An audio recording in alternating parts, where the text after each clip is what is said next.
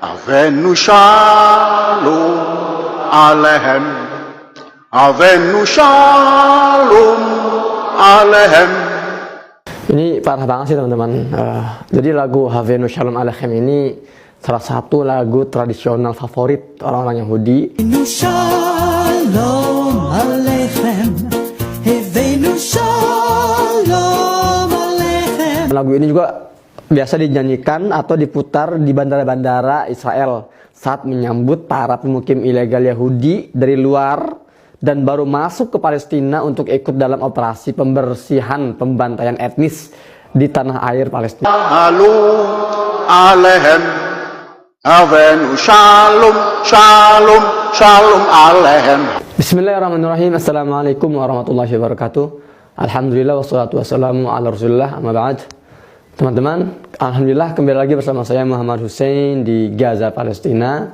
Setelah sekian lama nggak bikin konten, untung mungkin bisa tahu alasannya ya, karena kurang sehat. Ini sudah lebih dari 2 minggu mungkin ya. Mohon maaf kalau kurang bisa memberikan informasi baru kepada teman-teman semua. Mohon maaf kalau tidak update karena satu dan lain hal. Tapi alhamdulillah kami di Gaza hari ini dalam keadaan sehat walafiat ya, meskipun beberapa hari yang lalu memang kita masih digempur oleh jet-jet tempur F-16 Zionis Israel. Namun alhamdulillah nggak ada korban jiwa, meskipun ya beberapa rumah rusak, sekolahan rusak, tapi alhamdulillah nggak ada korban jiwa. Dan sebelum saya lanjutkan, seperti biasa saya ingin meminta doa dari antum semua, doa teman-teman semua, doa untuk kami dan warga Palestina di bumi Palestina agar terus dikuatkan oleh Allah Ta'ala dalam menghadapi kekejaman agresor Israel yang tidak kunjung berhenti, terus menteror kepada warga sipil. Teror yang nggak hanya dilakukan oleh para tentaranya aja, tapi juga oleh para pemukim ilegal Zionis Israel, oleh warga mereka. Yang terbaru ini teman-teman, kemarin di desa Sondala di tepi barat, itu seorang pemuda Zionis Israel menembak mati pemuda Palestina secara brutal. Ya, ditembak menggunakan senjata api, menghujam peluru tajam ya ke tubuhnya beberapa kali sampai akhirnya meninggal di tempat. Kasus pembunuhan ini menambah panjang deretan kejahatan agresor Israel dalam 1 pekan terakhir, di mana tercatat sudah 11 warga sipil ya, nyawa warga sipil melayang di tangan para penjajah Zionis Israel, dan itu masih terus terjadi sampai detik ini. Ini ketika saya ngomong ini nih, barusan saya dapat kabar ada 2 pemuda Palestina di kota Bethlehem juga ditembak oleh tentara Israel saat keduanya ini lagi berusaha menghentikan operasi kegiatan tentara Israel yang sedang membuldozer sebuah sekolahan ya di wilayah Bethlehem. Kita doakan teman-teman, semoga para korban Allah golongkan, Allah masukkan sebagai para syuhada, digolongkan sebagai para syuhada dan diganjar dengan surga terbaik insyaallah.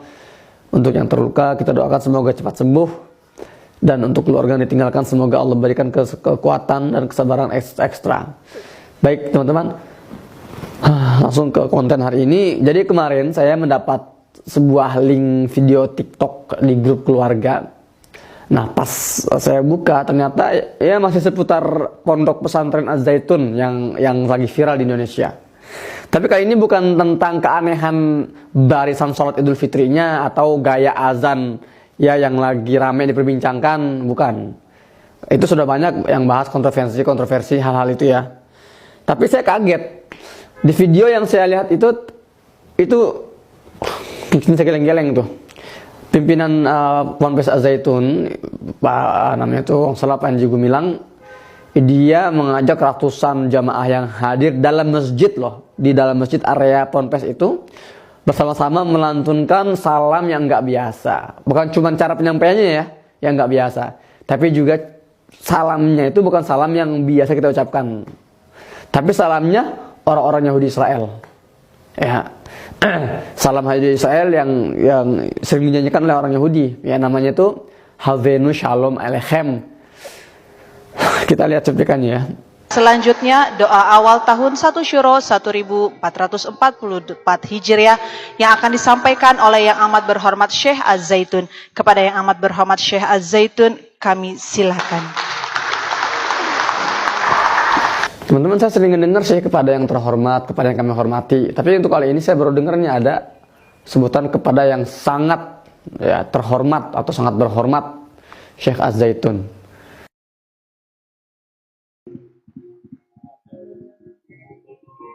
Assalamualaikum warahmatullahi wabarakatuh.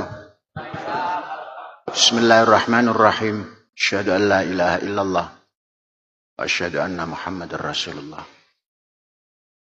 Saudara-saudara dan seluruh yang hadir yang kami muliakan. Saya mengajak saudara untuk mengucapkan salam yang tidak assalamualaikum saja. Sambil kita bernyanyi. Saya rasa yang hadir walaupun tidak terlalu pandai, tapi bisa bernyanyi. Kita ucapkan pada sahabat kita, Havenu Shalom Aleichem. Havenu Shalom Aleichem itu bahasa Ibrani, cuman dia nggak sebutin, dia nggak tahu kenapa alasannya. Saya ketika mendengar ketika dengar lagu ini, saya langsung kenal, oh ini bahasa Ibrani, karena saya belajar bahasa Ibrani di Gaza, saya bisa bahasa Ibrani di Gaza.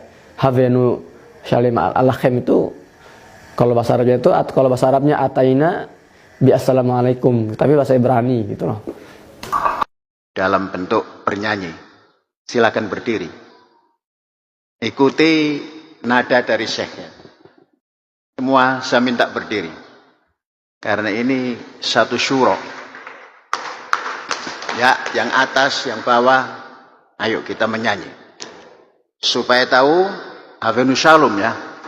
Havenu Shalom Aleichem. Havenu Shalom Aleichem. Havenu Shalom Aleichem. Havenu Shalom Shalom Shalom Aleichem. Havenu Shalom. Nah gitu ya. Mari kita mulai. 1, 2, 3. Havenu Shalom Aleichem. Havenu Shalom Aleichem. Havenu Shalom Aleichem. Havenu Shalom Shalom Shalom Aleichem. Havenu Shalom Aleichem. Havenu Shalom Aleichem. Havenu Shalom Aleichem. Havenu Shalom Shalom Shalom Aleichem. Ya sudah. Oke, ini parah banget sih teman-teman. Jadi lagu Havenu Shalom Aleichem ini salah satu lagu tradisional favorit orang-orang Yahudi yang biasa dinyanyikan di hari Jumat malam Sabtu. Biasanya setelah mereka pulang dari melakukan ritual Talmud, ya ibadah mereka di sinagog-sinagog Yahudi mereka. Havenu Shalom Aleichem. Havenu Shalom Aleichem. Havenu Shalom Aleichem. Havenu Shalom Shalom Shalom Aleichem. Nah, lagu ini juga biasa dinyanyikan. Shalom Shalom Aleichem. Nah, lagu ini juga biasa dinyanyikan atau diputar di bandara-bandara Israel saat menyambut para pemukim ilegal Yahudi dari luar dan baru masuk ke Palestina untuk ikut dalam operasi pembersihan pembantaian etnis di tanah air Palestina. Teman, saya jadi kepo gitu loh, dan cari tahu video-video lawas yang pernah saya lihat. Sampailah saya lihat ada di sebuah video yang menunjukkan ternyata banyak para santri-santriwati Ponpes Zaitun itu yang ternyata sering atau kerap melakukan pertunjukan seni, ya, menari, menyanyi dengan latar lagu-lagu kebangsaan Yahudi. Artinya ini bukan pertama kali gitu loh. Maka saya wajar gak sih kalau saya jadi bertanya-tanya gitu kan, ada apa antara Zionis Israel dan kontroversi di Ponpes Az-Zaitun? Apa rahasianya? Ya karena ya terkait nyanyian lagu kebangsaan Yahudi di masjid. Ya bagi saya ini sudah melampaui level penistaan ini ini ngeri banget, gila banget teman-teman. Ini harus ditindak dan diusut gitu loh. Bagaimana sih sebuah bangunan masjid loh. Ini rumah Allah, bait min buyutillah, dijadikan tempat untuk melantunkan salamnya orang-orang Yahudi. Bangsa dan agama Yahudi yang Allah sebut dalam surat Al-Fatihah. Allah sebut dengan predikat apa? Al-maghdubi alaihim. Orang-orang yang Allah murkai. Dan saya panas yang melihatnya. Saya di Gaza melihat itu terjadi di Indonesia gitu loh. Terus teman-teman, beberapa pihak ya di YouTube saya lihat nih ya, beberapa pihak banyak yang menanyakan juga nih terkait pendanaan Ponpes Az-Zaitun yang megahnya kebangetan banget untuk sebuah pondok pesantren gitu loh. Nah, kalau melihat fenomena benang merah antara Az-Zaitun ya dengan Yahudi dari yang tadi sudah kita lihat saksikan, apa tidak menutup kemungkinan ya. Ini pertanyaannya, apa tidak menutup kemungkinan salah satu donatur terbesarnya adalah Israel? Ini bukan tuduhannya, ini pertanyaan dan ini berdasar. Ya, nyanyian Yahudi di dalam masjid Indonesia. Indonesia negara dengan penduduk muslim terbesar di dunia. Ini nggak bisa dibenarkan sama sekali dengan alasan apapun, termasuk alasan toleransi. Apalagi terlihat juga di video tadi itu ada itu wakil Bapak Bupati Indramayu, tapi sekarang udah mengundurkan diri ya. Artis Luki Hakim. Ya, itu sempat jadi wakil bupati dan itu hadir dalam acara satu syuro di Masjid Az-Zaitun itu gitu loh. Artinya kan dia kan presentasikan pemerintah. Enggak cuma itu aja sih teman-teman. Di salah satu wawancaranya Pak Panji Gumilang ini juga pernah terlihat ya cara berpikirnya itu sudah tercemari oleh racun Zionisme gitu loh. Dia setuju akan berdirinya negara Zionis Israel di Palestina. Dia juga setuju Indonesia harus membuka hubungan diplomatik dengan Israel. Ya, saya lihat itu video-videonya gitu loh. Ngakunya saya bermazhab Soekarno, tapi kok gerak-geriknya nggak sejalan dengan prinsip Bung Karno yang jelas menyatakan dengan tegas ya, dalam wawancaranya tahun 67, selama kemerdekaan Palestina belum diserahkan kepada rakyat Palestina, orang-orang Palestina, selama itulah kami Indonesia berdiri menentang penjajahan Israel gitu loh. Biasanya orang-orang semacam Pak Panji ini akan berkilah, ngeles, loh Palestina kan udah merdeka, buktinya udah ada kedubesnya di Jakarta, udah ada pemerintahannya, udah ada hubungan diplomatik dengan Indonesia dan sebagainya gitu. Yakin itu definisi kemerdekaan yang diyakini oleh Bung Karno dan para pendiri bangsa Indonesia. Sementara jutaan warga Palestina di Gaza itu masih hidup dalam blokade Zionis Israel. Jutaan warga Palestina lainnya masih hidup di dalam berbagai pengungsian, camp-camp pengungsian di Yordan, di Suriah, di Lebanon, bahkan di Indonesia juga ada.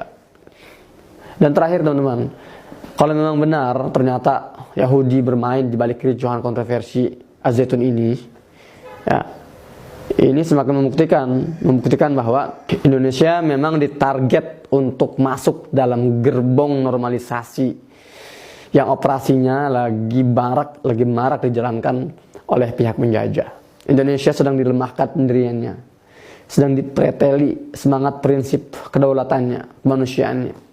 Lagi dicari-cari nih celahnya nih agar ikut dalam golongan negara-negara yang akhirnya menyerah pada penjajahan Israel di Palestina. Ya, kita sudah lihat banyak contohnya teman-teman. Di Minahasa, sebuah museum Holocaust, museum Yahudi itu berhasil diresmikan. Di Papua, bendera Israel itu banyak berkibar di tangan-tangan teroris separatis itu. Di Jakarta tuh, bulan Februari tahun 2023, teman-teman, tahun ini ya berarti ya, 2 bulan yang lalu lah. Itu ada namanya Nas Daily Summit atau Nas Summit.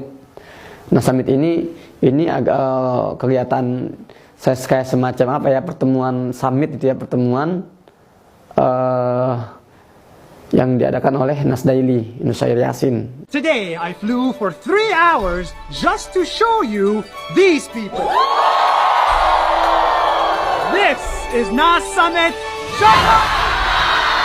Indonesia in partnership with Solana and DP World. And the most interesting Indonesians showed up. I'm a rock star. I am a comedian. I'm a famous creator. Historian. Musician. Businesswoman. Magician. I am an Indonesian podcaster. Indonesia is inviting the world to come.